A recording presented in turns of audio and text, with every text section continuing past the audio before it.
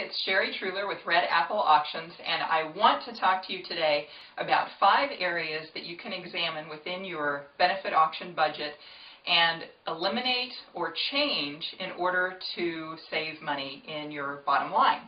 Now, as I'm filming this, it is in late 2010. We're in the fall of 2010. Some would say that we're deep in the recession. Others would say that we're climbing out. I don't know where we are. I don't know where you live and how it's affecting you personally, but regardless of what the economy is doing right now, even when the economy is in high rolling status, there could be people out there who, for whatever reason, are trying to figure out how to reduce costs in their benefit auction. So the material I'm about to share is appropriate regardless of what the stock market is doing.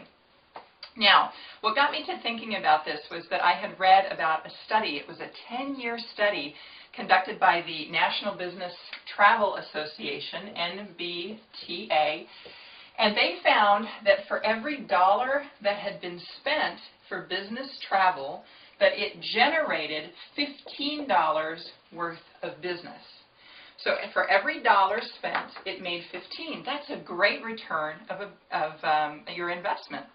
So what it seemed to suggest from the report was that if you're looking for ways to reduce costs in your business, don't necessarily eliminate business travel, because for every greenback you're sending over, you're getting 15.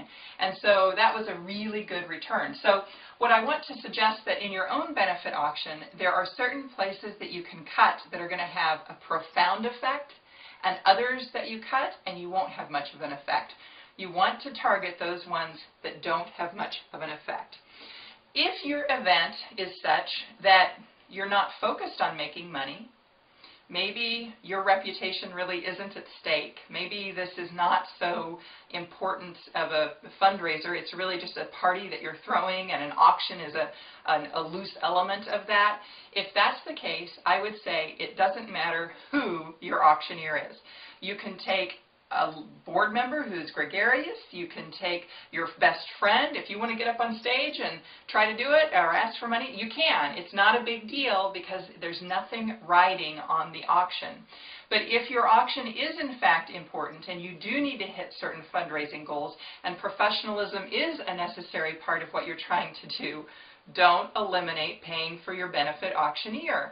The reason being is that when you're looking at all your line items in your auction, most of them are not going to be helping you make money. Your venue is not going to stand up and ask people to give $5,000. Your caterer is not going to stand up and ask. Your florist is not going to ask people for money. Your entertainment, your band, your MC, none of those people are going to be asking for people to give money. Your auctioneer is the only person who's going to be on your line item budget, who's going to be asking people to contribute. So that's the last thing you want to cut if the goal is to make money. But here are 5 areas that you might want to examine. First, a number of my groups have not paid for a professional florist, but they've done floral arrangements themselves. I pulled, and this might not be a very good photo, you might not be able to see it very well, but this was a beautiful display. They had like 4 or 5 of these. They were fresh cut flowers. They purchased a little bit of them, but the rest of the greenery and the smaller flowers were actually cut from the grounds where this Arts Center was located, and they had these gorgeous big displays on the silent auction tables and in the buffet areas. They did those themselves, so they were able to save quite a bit of money by not using a professional florist. It might not work for your event, but I'm just suggesting that that might be one area to cut that won't have a tremendous effect on your bottom line.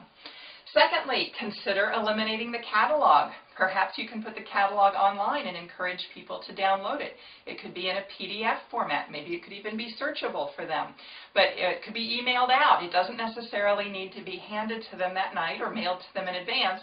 Use the computer to your advantage and perhaps eliminate that catalog by putting it in an electronic format. Third, if you are still printing the catalog, you could consider redesigning it. If you're working with a good graphic artist, very often they can look at the space configurations and figure out ways to do things that are going to save you money when it comes to your printing costs. Now, I'm not suggesting that you make the font like a size 4 so nobody can read it, but it fits into 2 pages. You're going to have to still have it very easy to read, but it's just something that graphically your graphic artist can work with and make it attractive and save you money from the printing angle. Fourth, you can consider using a DJ. Now, a lot of groups like to use a live band, and certainly there is that great energy that comes from that. But if you're just looking for music, what I would suggest is consider a DJ. One way that you can figure out the cost of what your band is actually costing you, or the DJ is actually costing you, if you say that you've got, maybe it's a $5,000 band, at the height of the dancing, count how many people are on the dance floor. Maybe there's 50 people there. Okay, so your band is costing you $100 per person, if that's the case, for a $5,000 band. And you might say, well, Sherry, we have 500 people attend our event, so really 500 people are taking advantage of the band, which is only $10 each. Not really, not really. If really all they're doing is getting out there and dancing, it's who's dancing who's enjoying that band or who's enjoying that DJ. So consider using a DJ instead of a band if that works into the larger feel of your event. And then finally, consider eliminating entertainment. I know that one of the groups that we worked with down in Florida, the year prior to us working with them, they had brought in an entertainer who would dress up as Liza Minnelli, and then he'd give like a 3-minute performance, and then he'd dress up as Joan Rivers and give a 3-minute performance and so forth. The next year, when we worked with them, she said, you know, we don't even need to have extra entertainment come, because auctioneering is the fun part. People were laughing, they were engaged, they were excited, and people enjoyed that more than they enjoyed the entertainment. So this is a way for you to, if you're doing something like that, if you've got a good benefit auctioneer, that benefit auctioneer is engaging the crowd, they're laughing, they're having fun. Why are you having extra entertainment and paying for that? You're not making any money on it in your bottom line. That person's not asking for money. They're not getting $5,000 out of your crowd. So consider nuking that one out of your budget.